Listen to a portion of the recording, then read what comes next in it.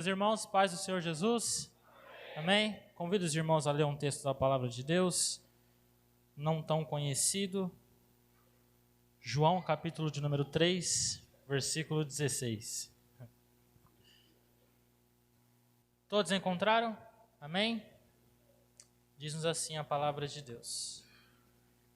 Porque Deus amou o mundo de tal maneira que deu o seu Filho unigênito para que todo aquele que nele crê não pereça, mas tenha a vida eterna.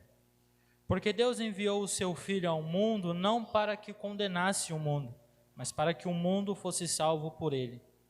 Quem crê nele não é condenado, mas quem não crê já está condenado, porquanto não crê no nome do unigênito Filho de Deus. E a condenação é esta, que a luz veio ao mundo, e os homens amaram mais as trevas do que a luz, porque as suas obras eram más. Porque todo aquele que faz o mal aborrece a luz, e não vem para a luz para que as suas obras não sejam reprovadas. Mas quem pratica a verdade, vem para a luz, a fim de que as suas obras sejam manifestadas, porque são feitas em Deus. Uma palavra de oração. Senhor nosso Deus, nosso Pai, em nome de Jesus, nós oramos a Ti neste momento, Senhor, pedindo, ó Pai, que mais uma vez o Senhor fale conosco neste culto. Nós temos adorado ao Teu nome, nós temos sentido a presença do Teu Espírito neste lugar. O Senhor tem tocado em nossos corações, nos quebrantado e tem falado conosco, Senhor. Falou conosco através da palavra inicial, falou conosco até através das mensagens cantadas, através da vida dos Teus filhos, o evangelista Jucinaldo, do presbítero Ricardo. E, Pai, eu peço em nome de Jesus, continue falando conosco através da exposição da Tua palavra neste momento, Senhor. Esta palavra que é viva e eficaz, que é mais penetrante do que qualquer espada de dois gumes, que é apta, Senhor, para discernir pensamentos e intenções do coração humano. Esta palavra, Senhor, que é a única que pode transformar a nossa vida, a nossa conduta. Pai, em nome de Jesus, fala conosco através da espada do Espírito, que é a palavra de Deus. Em nome de Jesus, tenha misericórdia de cada um de nós, e nós te glorificaremos, em nome de Jesus. Amém e amém. Irmão, certa feita me perguntaram a seguinte questão: se eu fosse missionário e pudesse escolher só um texto da Bíblia para poder evangelizar, não teria outra oportunidade, não teria outro texto, somente um capítulo da Bíblia para entrar num país como missionário e pregá-lo. E eu, após pensar algum tempo, respondi sem dúvidas algumas, e hoje a resposta seria a mesma. Eu escolheria João capítulo 3. Porque nesse texto nós descobrimos muitas coisas. Eu gostaria de falar alguns aspectos aqui do que eu entendo a partir do versículo de número 16, mas o texto fala a respeito de regeneração, fala sobre novo nascimento. Esse texto fala sobre quem é Jesus. Desde o segundo verso, diz que ele é mestre, rabi, significa mestre que é meu.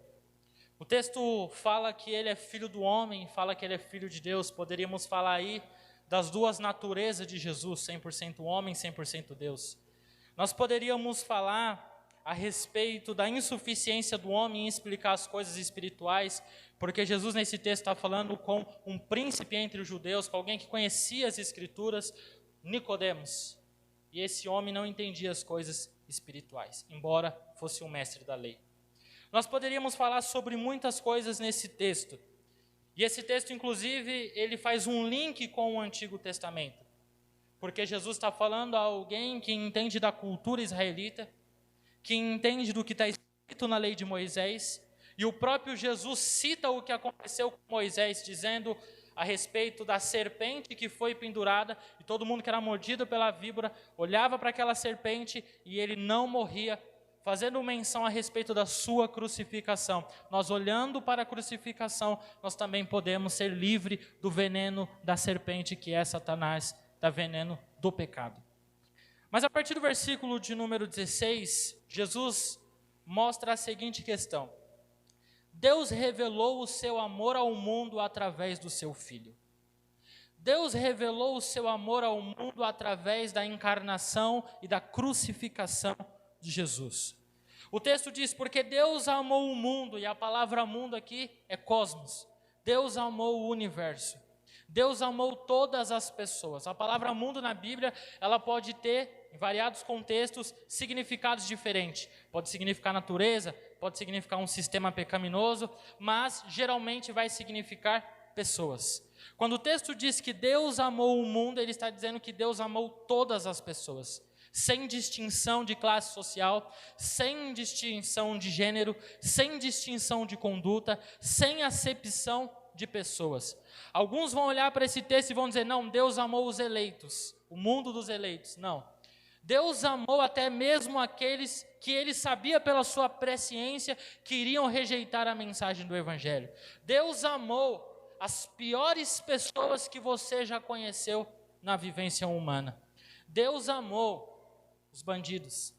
Deus amou os homossexuais. Deus amou os estrupadores.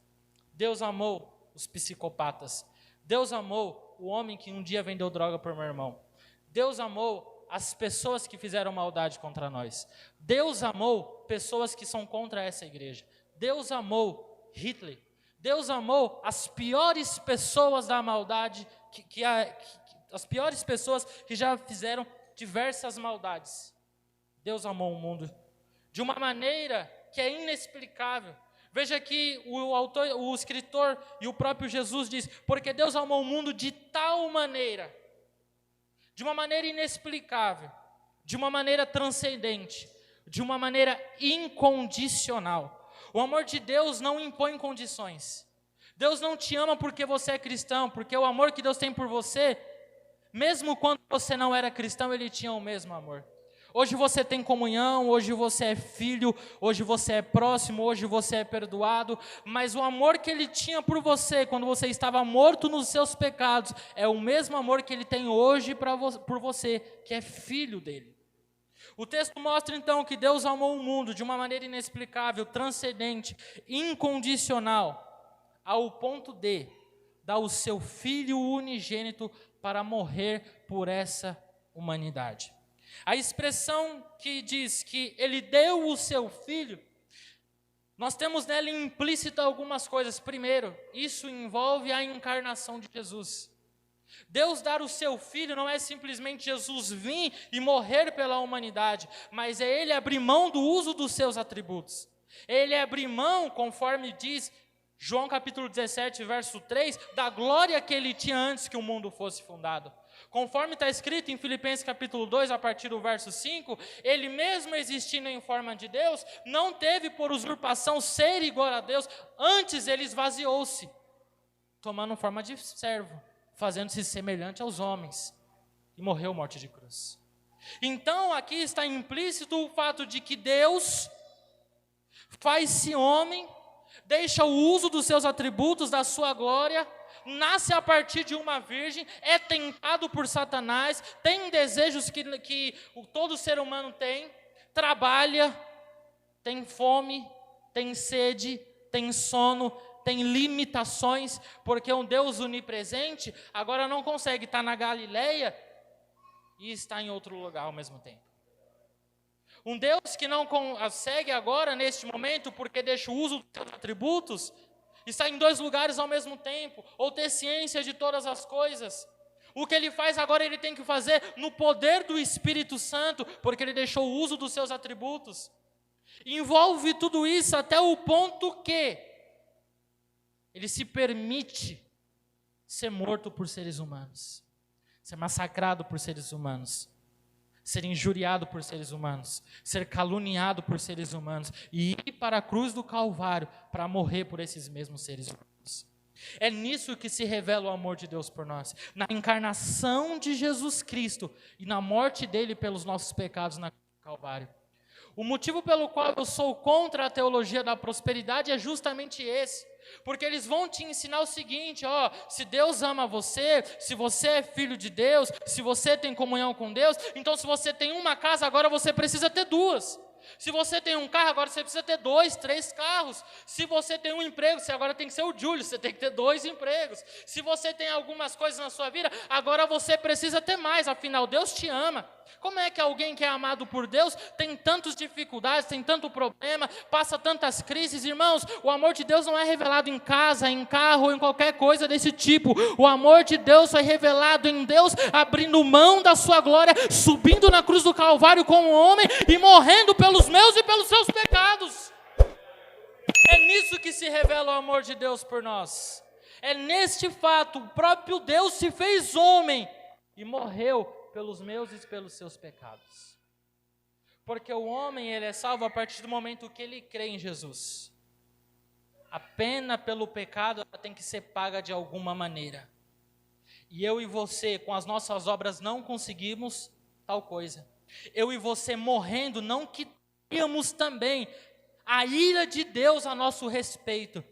Então Jesus, ele verdadeiramente tomou sobre si os nossos pecados e levou sobre si as nossas iniquidades, e o castigo que hoje nos traz a paz estava sobre ele, e pelas suas pisaduras nós fomos sarados. Deus amou o cosmos, amou todas as pessoas de uma forma transcendente, de uma forma incompreensível, de uma forma incondicional, ao ponto dele dar o seu filho, que tem que encarnar, que tem que morrer, para que todo aquele que nele crê não venha a perecer, mas ter a vida eterna. Veja que Deus, portanto, está aqui revelando o seu amor em seu Filho. A Bíblia diz que no princípio era o Verbo era Deus e o Verbo estava com Deus. João capítulo 1, verso 1, mas o verso 14 diz que o Verbo se fez carne e habitou entre nós, e nós vimos a sua glória como a glória do Filho unigênito do Pai. Ou seja, aqui está a maior mensagem do Evangelho. Como diria Martinho Lutero, João capítulo 3, versículo 16, é o resumo do Evangelho. Deus se faz homem e morre por nós pecadores. É a morte que gera vida para a humanidade. A partir disso, nós compreendemos o que Jesus ratifica no versículo 17. Acompanhem comigo. Porque Deus enviou o mundo não para que condenasse o mundo, mas para que o mundo fosse salvo por ele. Então Deus ama o mundo de uma forma tão transcendental, tão incondicional, de uma forma tão inexplicável, que ele envia o seu Filho ao mundo para que o homem pudesse, de alguma forma, poder ser salvo. A palavra salvação, no grego soteria, nesse caso aqui é sozo, porque fala sobre salvar, ela está justamente ligada ao conceito de livramento, de trazer de volta alguém, de resgatar alguém que está longe. O natural seria eu e você nos aproximarmos de Deus novamente a partir do momento que fomos nós que nos distanciamos de Deus. Só que somos limitados e a gente não consegue sozinho, Edivan, ir até Deus. Precisa da graça dele vir ao nosso encontro para que a gente consiga ir até o Senhor. Então Deus ama o mundo ao ponto de dar o seu Filho para que o homem possa ter um motivo pelo qual ele consiga ser salvo, para que ele consiga ter um relacionamento com Deus. E Deus não decidiu isso depois que o homem caiu, que falou, ops, deu errado, agora eu preciso consertar. Apocalipse capítulo 13, versículo 5, salvo engano, diz que o Cordeiro foi morto antes da fundação do mundo. Antes que nós pecássemos, Deus já sabia que iríamos pecar e já havia preparado um plano de redenção para cada um de nós. Antes de você nascer, Jesus já sabia quais pecados você iria cometer e de como ele iria mudar a sua vida. Antes de você nascer, Jesus já sabia que você ia ser teimoso do jeito que você é, que você ia ser problemático do jeito que você é, que você ia ser pecador do jeito que você é, mas pela sua graça ele disse, esse aí eu quero salvar, esse aí eu quero mudar a vida dele, eu quero revelar o meu amor na vida dele. Deus então envia seu Filho ao mundo, não para um motivo de condenar o mundo, não para poder chegar e dizer assim, ó, por conta de você, meu filho foi lá e morreu, e agora eu vou te mandar para o inferno por ter acontecido isso com meu filho, não. Mas é para que o mundo pudesse ser salvo por ele, porque não tem como haver salvação sem o Senhor Jesus Cristo. Isso é básico do Evangelho. Você não é salvo pela sua conduta, você não é salvo pelas suas obras de caridade, você não é salvo pelos seus méritos, você é salvo pela graça, pelo favor de Deus que você não merece. Nós somos salvos por uma pessoa, a pessoa do Senhor Jesus Cristo. Minha obra não salva, só existe uma obra que é capaz de salvar o ser humano, a obra que Jesus realizou na cruz do Calvário por cada um de nós. Um dia Deus fez um pacto com Israel no Monte Sinai, com pedras. Deus desce, Deus escreve nas pedras, Moisés quebra, tem que reescrever aquelas leis. Esse dia foi o dia que Deus fez um pacto com o povo de Israel. Mas um dia que Deus fez um pacto com toda a humanidade, foi o dia que Jesus subiu também ao Monte Calvário. E ali ele derrama o sangue da nova aliança, porque o sangue dos bodes, dos cordeiros e dos carneiros não podiam expiar os pecados da humanidade. Todo ano tinha que renovar sacrifício. O Jerry subia lá com um cordeirinho e falava, eu quero confessar os meus pecados. Então ele colocava a mão sobre a cabeça do cordeiro, confessava os pecados e havia como se fosse uma transferência de culpa. O pecado do Jerry ia para o animal e o animal morria no lugar dele. Só que a Bíblia diz que Jesus fez apenas um único sacrifício. Um sacrifício onde ele é sumo sacerdote e ele é o cordeiro. E de uma só vez ele expiou os pecados de toda a humanidade. Então se hoje você quer ser salvo, é só você aceitar o sacrifício que Jesus fez na cruz do Calvário, porque os seus pecados já foi sobre ele na cruz do Calvário. Então Deus envia o seu Filho ao mundo, não para que condene o mundo, mas para que o mundo possa ser salvo por ele. Qual o problema das falsas religiões? Elas sempre vão criar um sistema de salvação. É o Senhor Jesus que é o Salvador, mas é o Senhor Jesus que é o Salvador e o sábado. É o Senhor Jesus que é Salvador, mas se você é testemunha de Jeová, você tem que sair de porta em porta, e tem 10 horas mensais que você tem que cumprir. Se você não cumprir, você perde o privilégio de testemunha de Jeová. Você é católico, vão dizer assim, Jesus é o Salvador. Mas se você morrer, no 7º dia o padre pode fazer uma oração e você consegue entrar no céu depois de morto, depois de não ter ido para o céu. Então há um sistema de salvação. Há formas de você ser salvo pela sua conduta nessas heresias. Você consegue fazer coisas onde você chega a um ponto de Deus falar assim, você está merecendo ser salvo. Mas não é isso que a Bíblia apresenta. Não há no homem condição para que ele possa se salvar. Portanto, ele precisa de um Salvador. É João capítulo de número 10, verso 9. Jesus disse, eu sou a porta. E quem entrar por mim salvar-se-á. Entrará, sairá e achará pastagem. Mateus capítulo 7, verso 3, ele fala de uma porta larga, de um caminho que é largo e que esse vai conduzir à perdição. Mas ele também fala de uma pequena porta, cujo caminho que ela conduz é um caminho apertado, mas ela conduz à vida. E essa porta é Ele próprio. Essa porta apertada não é a conduta da vida cristã, não é aquilo que eu posso fazer, não. Essa porta é o próprio Jesus. Ele é o acesso para a salvação. João capítulo 14, Jesus disse que iria para o Pai, queria preparar a morada e falou, eu voltarei outra vez, para que onde eu estiver, vocês estejam também. E vocês sabem para onde vou e vocês já conhecem o caminho. Aí Tomé olhou e falou assim, não, peraí. A gente não sabe para onde o Senhor vai. Se a gente não sabe para onde o Senhor vai, como é que a gente vai saber o caminho? Jesus falou, eu sou o caminho, a verdade e a vida. E ninguém vem ao Pai a não ser por mim. O que ele está falando? Você quer ir ao Pai? Você tem que passar por mim.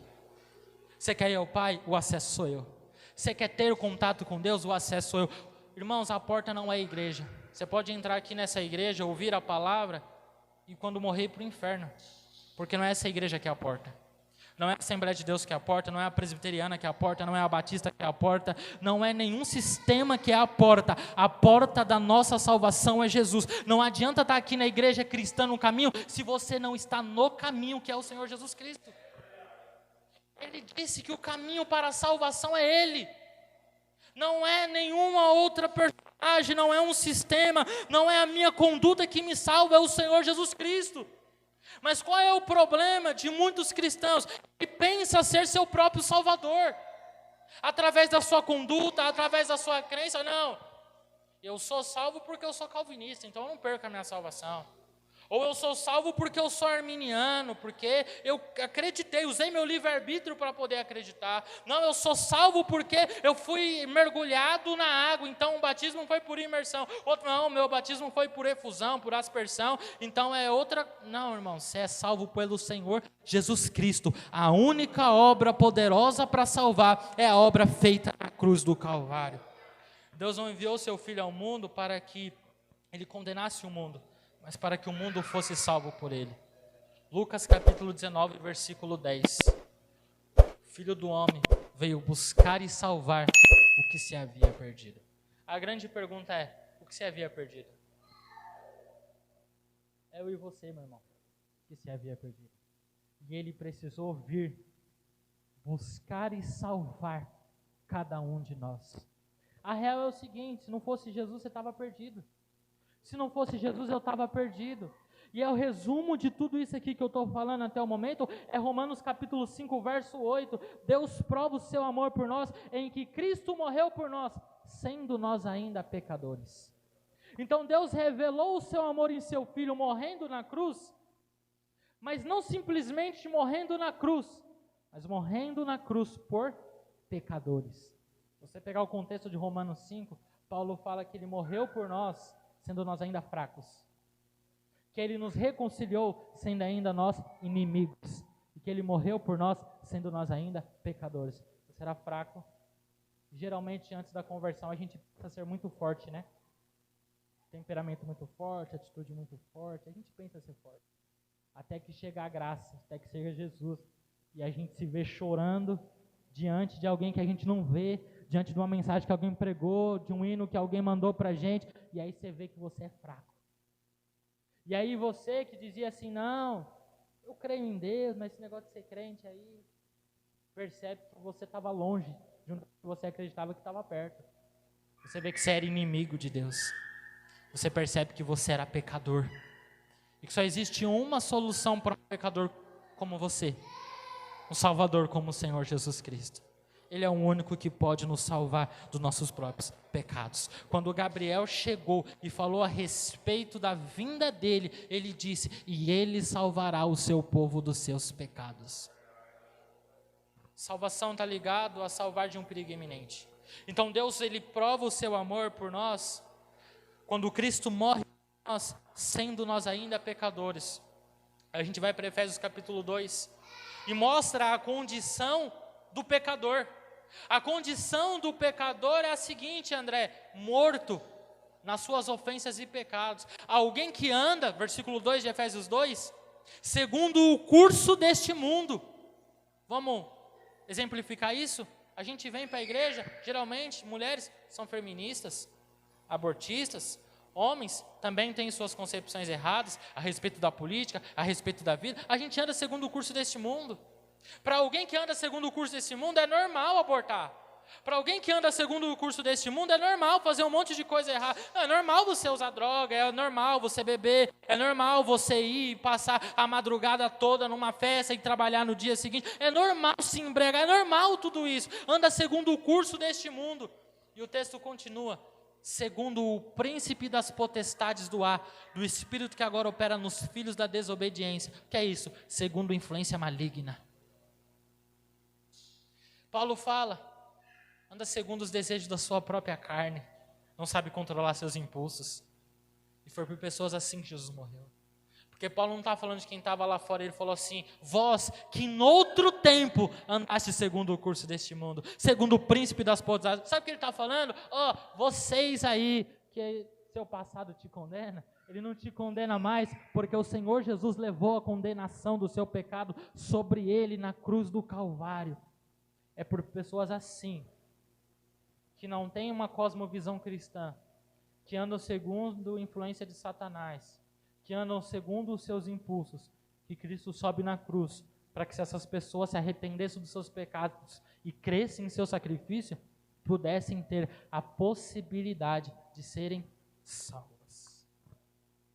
Agora, a questão que fica para nós, e como eu já disse, ele morre por pecadores, por todos nós, por toda a humanidade, Nós vemos exemplo disso quando ele salva o ladrão na cruz.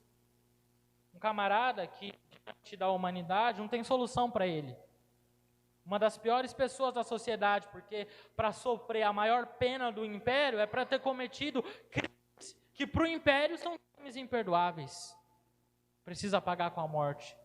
Mas ele entendeu que ele estava ali por conta dos próprios pecados. Ele entendeu a pecaminosidade dele. E ele entendeu a inocência do cordeiro que estava morrendo ali do lado dele.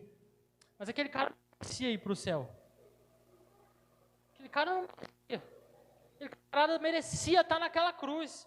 Eu e você merecíamos também estar na cruz. Eu e você merecíamos pelo nosso pecado. Mas esse é o escândalo da graça. Essa é a maior mensagem do Evangelho. Eu merecia estar na cruz, mas Ele morreu no meu lugar.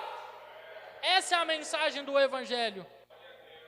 O Deus que tomou os pecados da humanidade sobre si, para que essa humanidade possa vir ter um relacionamento com Ele de volta, irmãos. Deus não enviou seu Filho ao mundo para que condenasse o mundo, mas para que o mundo fosse salvo por Ele.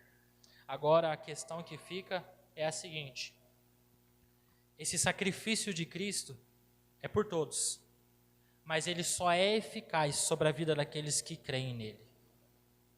Jesus morreu por todos os seres humanos, sem distinção, sem acepção de pessoas, sem impor condições. Ele morreu para que todo aquele que nele crê não pereça, mas venha a ter a vida eterna. Então esse sacrifício só se torna eficaz na minha vida se eu creio. É Romanos 10:9. Se com a sua boca você confessar e no seu coração você crer que Deus ressuscitou a Jesus no meio dos mortos, você vai ser salvo. Beleza, você acreditou com o seu coração, você depositou a sua alma nisso, você é salvo pelo sacrifício que ele realizou. Mas esse sacrifício só se torna eficaz sobre a vida daqueles que creem.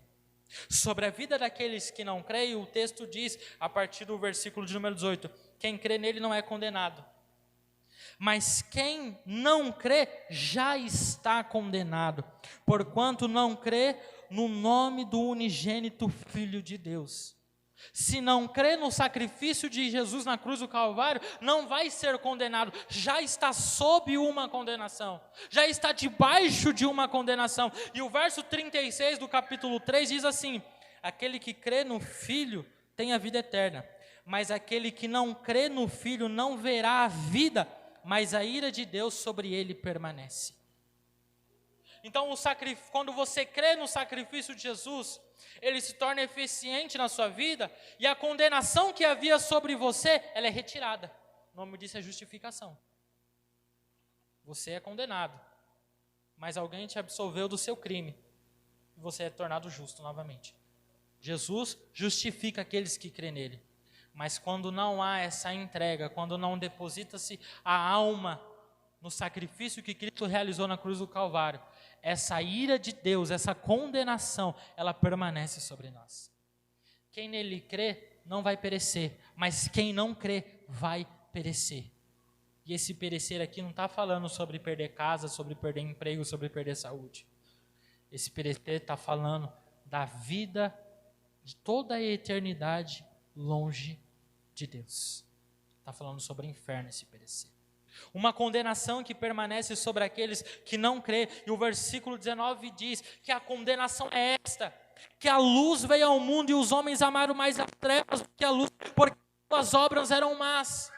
Então é uma condenação que é baseada na obra do ser humano. Deus há de condenar o mundo no juízo do trono branco por causa das obras que os homens fizeram e por não terem assentado o seu Filho. Os homens, eles amaram mais as trevas do que a luz. E tem um motivo, porque as suas obras eram más.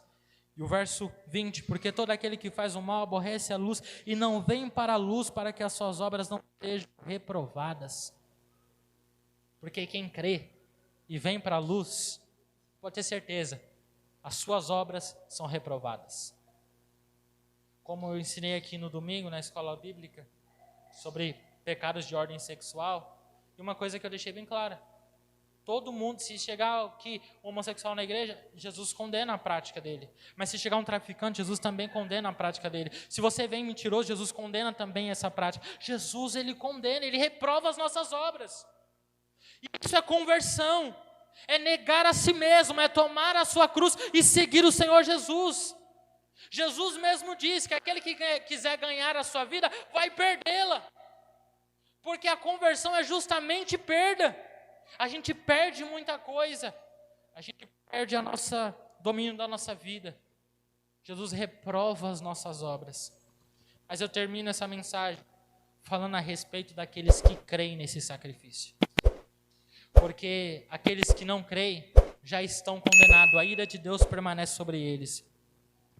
Mas Deus amou o mundo de tal maneira, irmão, que Ele deu seu Filho unigênito, para que todo aquele que nele crê não pereça, mas tenha a vida eterna.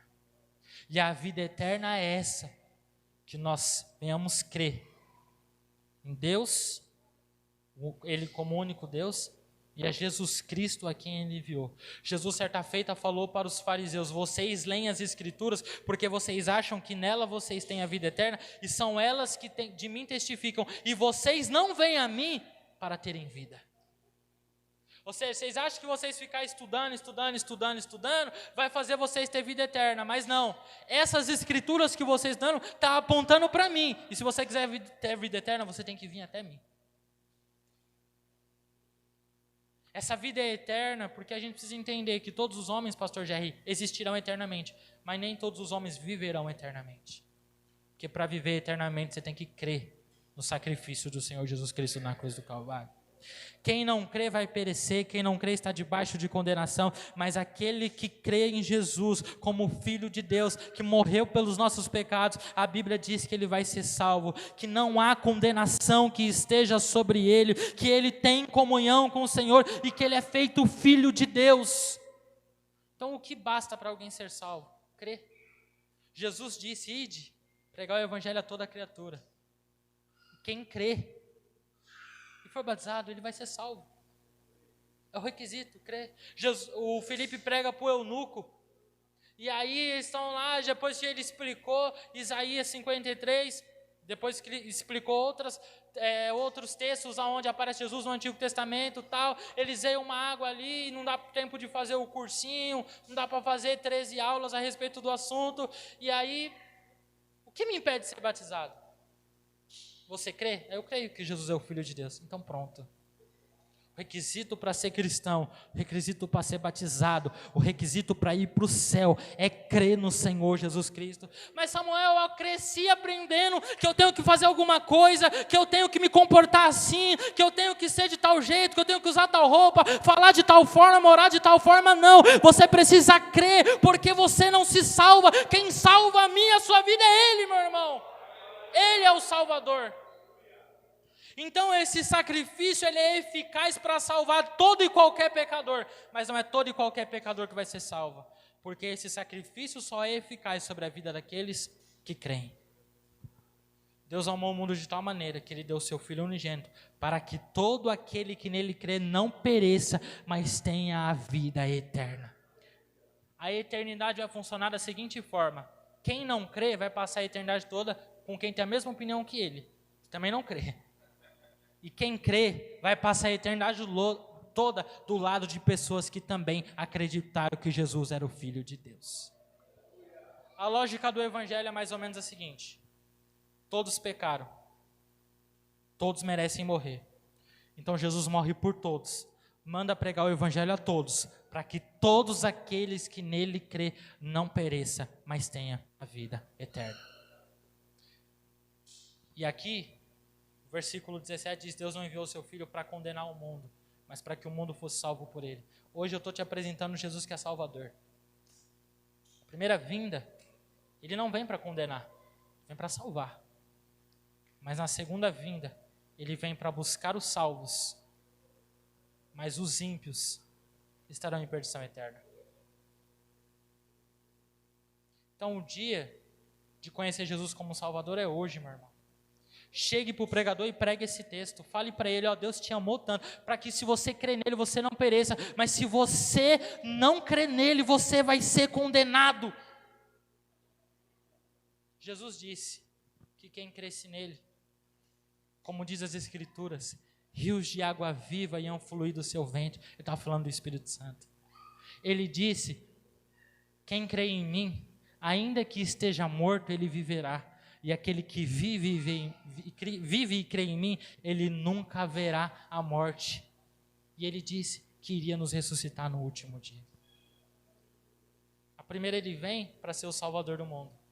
Mas Paulo prega em Atos capítulo 17, a partir do versículo 29, que Deus não leva em conta os tempos da ignorância, mas anuncia agora a todos os homens e em todos os lugares para que se arrependam, porque Deus tem determinado um dia em que com justiça há de julgar o mundo, através do varão que destinou, e disso ele deu provas a todos, o ressuscitando do meio dos mortos. O Jesus que eu apresento como Salvador, um dia virá em glória para julgar aqueles que não o aceitaram como Salvador.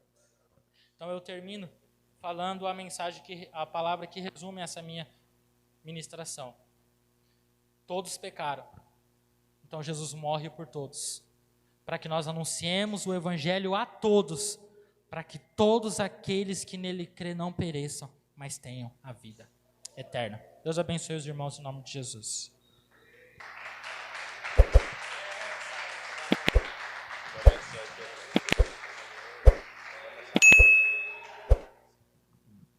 Glória a Deus, diga glória a Deus.